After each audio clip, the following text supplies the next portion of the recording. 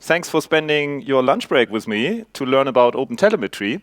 My name is Kieselhorst. I'm a solutions architect working at Amazon Web Services. And besides my day job, I'm also interested in open source. So I'm a committer at Apache Software Foundation, and I love to contribute to those projects. And this is how I got to OpenTelemetry as an open source project as well. So what is it all about? Observability and all the things you may have read in the abstract of this session. In the end, it's finding the needle in the haystack. When I started as a software developer around 20 years ago, almost, we had a monolithic software systems, and it was fairly easy to find out what if things go wrong. You just tail the log file, and then you watch out for error messages, for example. And at some point, there were microservices becoming more and more famous. And before microservices, even we had service-oriented architecture and distributed systems. And overall, our IT landscape were becoming even more complex because there were more and more components and independent systems, sometimes maybe software as a service, things from a foreign vendor, and all those things were taking part in the daily operations. And it was really hard to find out when some things went wrong. And what do you need for observability to have data to find out where the root cause is? In the end, you need three things. And those things are metrics, logs, and traces. Those are really the foundation of observability, and I often get asked when I talk about observabilities to customers, they often tell me, hey, we have monitoring in place for years. Isn't that enough? And what's the difference? And the difference is monitoring tells you if the system is running or not, and observability really deals with the topic of hey, why isn't it running? Why isn't it performing as expected? And this is what's meant with observability. And logs, I'm pretty sure most of you know, usually line by line, time-stamped, but can also be structured in JSON format, for example. Metrics, you have graphs like data, space, or CPU usage, for example. So a percentage maybe, and if you see that most of the space is used on a certain disk, you can accumulate and see there may be an error. It will be at 100% at a certain point in time. So, and logs and metrics are both system-centric. And traces, on the other hand, are user-centric. So it's not just one system covered in a trace. It's really a journey throughout multiple systems. And that's why traces are really useful to analyze problems from a user perspective. So if you now agree that this is a good idea to have all those things in place and you wonder what tools should I use for it, there is a cloud-native landscape. So that's a large wallpaper full of tools. You can't even read it, even if you are here at my desk and looking at it, you can't identify all the tiles in it.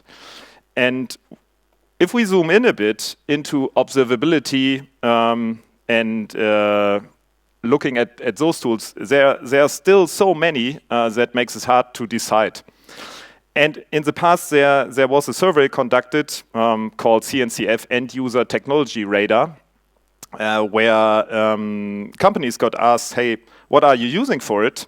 And the outcome was that the most commonly adopted tools are open source, but there is no consolidation in the observability space. So most of the companies were using multiple tools. Half of the companies are using 5 or more tools, and a third of them had experience with 10 plus tools. So really difficult to find that one tool that covers everything across all the teams that are involved in the development process. And OpenTelemetry has been built to address that. So it's not that one tool that you just use. It's an abstraction layer between all the tools. It evolved from open tracing, you may have heard of it in the past, and open census. So both standards have been merged into OpenTelemetry. And in the end, it's just a collection of APIs and SDKs. So it's not a replacement for Jaeger, for example, or for Zipkin or other famous commercial tools. It's just a layer in between that allows you to abstract from it. So you can instrument and generate and collect and export telemetry data. In OpenTelemetry language, it's called signals, and those signals are logs, metrics, and traces. And in the end, there's a really broad language support, so 11 languages at the moment, and lots of frameworks. Some examples are given here, but the list is longer, and you can look it up for your favorite framework on GitHub. What I want to show you today is the reference architecture, so you get a basic understanding how this works, and this is shown here. You see two applications, one on the left and one on the right. And basically what you need to do, if you want to use OpenTelemetry in an application, you need to add a library to it, or you plug in an external thing, like an agent, to automate the instrumentation from the outside. Let's stick with the library version first. So usually, if I think of a Java application, I pick the library, add it to my dependency tree in Maven or Gradle, for example, and then I can instrument the application, place certain metrics, start a trace, end a trace. That's one idea. And afterwards, I need to somehow forward the telemetry data that comes out of it somewhere. And to do that, we can use the OpenTelemetry collector. So that's a different component that takes care of collecting the telemetry data and processing it and forwarding it somewhere. And in the end, we want to bring it to the backends in the middle, and an observability backend can be any observability tool that supports it. So can be Zipkin, Jaeger, can be Splunk, can be AWS X-Ray, for example, or other tools that you maybe already have in place. And you can even forward it to multiple backends. That's also possible. The collector can be deployed in two ways. So one way is deployed on the same host, or if you are running containers, you can run it as a sidecar. Another way is to deploy it as an independent component. That's the one in the middle. It always depends a bit how your environment looks like. So both versions are possible. If we look at the status of the project, so you are now convinced, thinking, hey, it sounds like a good idea to abstract it a bit and to standardize a bit and to be flexible in what tools I use in the end. This is the status of the three foundational pillars. And what you need to keep in mind is traces are ready to use. So 1.0 spec is done. API, SDKs, everything has been developed, and it's production ready. You can use it. For the other two things, logs are not ready to use. So there's a very early draft, but I can't recommend to look into it today because there are really many moving pieces. You can contribute to it if you want to participate in the discussion, but it's not usable for production yet. Metrics, this is a bit of a maybe. So depending on the programming language you are using, this may work already pretty well.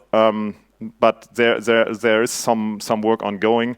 That's why they put it to mixed for SDK a while ago. So that's not completely done.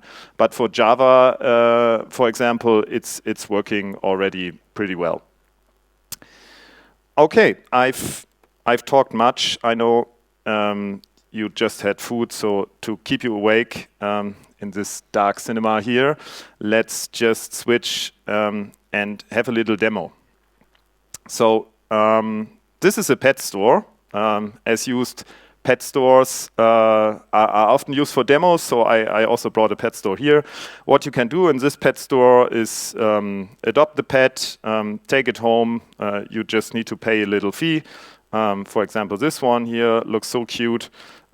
You pay, and then you have adopted the pet. That's the functionality. What you also can do is you can search in the pet store by pet type, like puppy, pretty fast, by kitten, also pretty fast, and by bunny. That's a little slow. We just check again if it was a one-time effect. No. Kitten fast, bunny still slow. So, and imagine you are experiencing something like that. You maybe get a user issue telling you, hey, we have a slow request on the website. Please find out what the root cause is. And to do that, you can imagine you have implemented the 3 foundational things. You can take a look at the trace, because what I told you earlier, the trace is user-centric, so somehow we should be able to identify the request, me on the website searching for bunnies. And what I do now is just take a look at X-ray. As said, you can use any other tools, Splunk, New Relic, Zipkin, Jaeger. They all have similar functionalities. As I work for AWS, that's the easiest way for me to use that one here. And what we have here initially is just the map of all the services. You see there are many components involved in this pet store. And if I zoom in here a bit, you see there is a pet search component that's dealing with the search.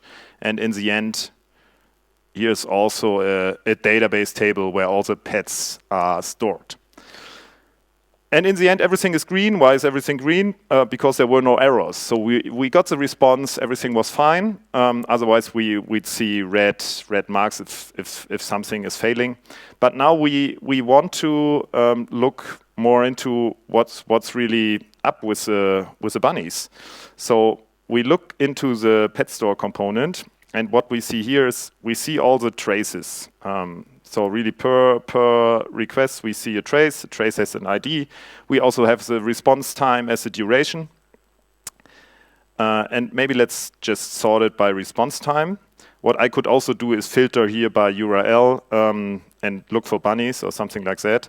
But we just go here and filter by response time, and we see here is the trace just split it off into the pieces, and the pieces of a trace are called spans.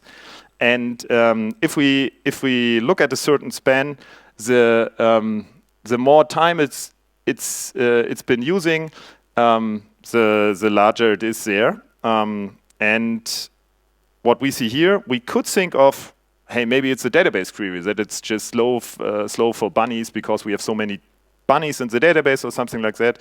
But what you see on the right, it's pretty small, and the time is lost somewhere else.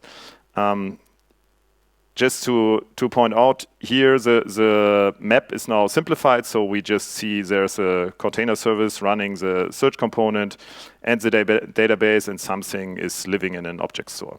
So what are we doing next to really find out where the problem is?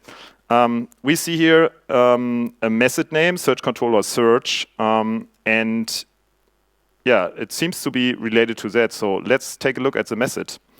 And just checking, it's here. So this is the search controller. It's similar in other programming languages. I'm a Java guy, that's why I usually use Java for examples. And we are looking for a message called search. And here it is. We see it's exposed as API search. It also has a pet type as a parameter. And yeah, look, what's that? Here is a line. If pet type equals bunny, the request is delayed by 3 seconds. So that's just for demo purposes. It could have been also a logic that just has a flaw or a bug in it, and I need to optimize it. And if you look at the code, you may have noticed here is span, so tracer, span builder, scanning DynamoDB table, that equals the things that we have seen here. If we look at the trace details, we see it has been instrumented using the SDK in Java. And is it really necessary to just pollute my code with all the those things? No, it's not. You can also do it just with annotations. That's shown here. That's much simpler. So if you don't need to add anything special, you can just do that. Or what I told you in the beginning, if you don't want to modify the application at all, you can also make use of auto-instrumentation. And in Java, you just attach an agent to the Java virtual machine, and you can configure the agent using certain parameters. And by doing that, it's not necessary to modify the application at all. Okay, if you want to experiment more with it, the demo is available on GitHub. We also have instructions on how to deploy it. But in terms of time, let's just move on. I told you briefly about the collector. The thing you need to keep in mind for the collector, it's not just for OpenTelemetry. If you have already observability tools in-house, working, deployed, and you are now thinking about switching to OpenTelemetry, you can even feed in Prometheus, Jaeger, or other data, because there are receivers for that. And the collector allows you to convert existing telemetry data. So it's not necessary when you introduce it to just touch all the applications and refactor everything and change it. You can also do it step by step. Introduce the collector as a central component, and then just use it for routing the telemetry data. And if we look at an example, how it's done on AWS, you may have applications running, a microservice, for example, in a container service, like on Kubernetes or on ECS in a non-Kubernetes fashion. And then there are receivers for OpenTelemetry, but also for Prometheus and Container Insights that are receiving all the data from these microservices or other components. You have a processor that can do certain conversion. And in the end, you have exporters that export it to X-Ray, but you can also export it to Prometheus or CloudWatch or any other tool like Partner Solutions. That's the flexibility that the collector offers. And yeah, the time is already running up. This was a 20-minute talk. I will share the slides afterwards. You'll find some helpful links in here. And now we have time for 1 or 2 questions.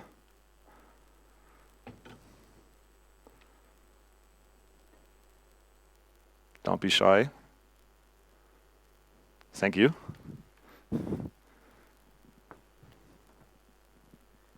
I'm a little bit worried on better said, on whether there is a little bit of an overlap between the metrics and the traces themselves. Like we saw right now, that you've been instrumenting the database query. But if I think about like metrics in general, there is also the bucketing of the time that it takes for a certain, maybe it's not that fine-grained, okay, but there's usually like the common metric is bucketing the request time that it takes to get to a service. So that's, let's say, less fine-grained, but still there. So is it a little bit redundant in that sense to do both? Or what would you suggest in that sense? I mean, should I ditch that part of the metrics and just go with the tracing? And yeah, even traces are not like, they're just sampled. They're not. It's not representative in that sense. So it's a little bit of an overlap, but it's also not, right? Yeah, and in the end, it's really the difference is metrics are system-centric, and if you are owning a particular service or you are developing it, you want to see the metrics, how the service is working, and how the response times for the particular services are. And the trace is really covering everything. Of course, I agree. You can, if you just look at the trace and you look at a certain span, it's somehow matching with the things you also see in the metrics. So they correlate with each other. That's right. But in the end, I think you want both, but traces. That's the most useful thing. And when I discuss with customers, they usually have logs in place. They have some metrics in place, but they have no tracing in place. And I think this is what should change. And OpenTelemetry is really a good opportunity to do that in a standard way. Yeah, I wanted to ask about logs part. What is this exactly about? Like that part which you said is still in development. Yeah. There's an early draft to standardize it, and you know there were discussions ongoing for logging frameworks due to the security discussion that we had with Log4j around Christmas last year, and people were thinking how to standardize it, right? So in the end, there will be also a way you can export using a standardized appender, for example, export logs from a certain framework and route it through the collector, so you can do centralized logging, for example.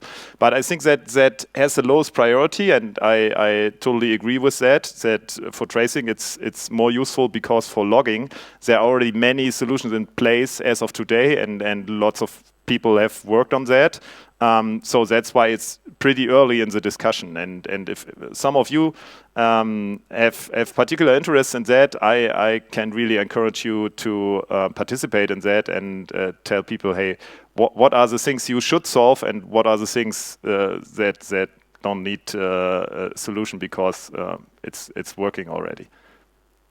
All right, time is running up. I see it.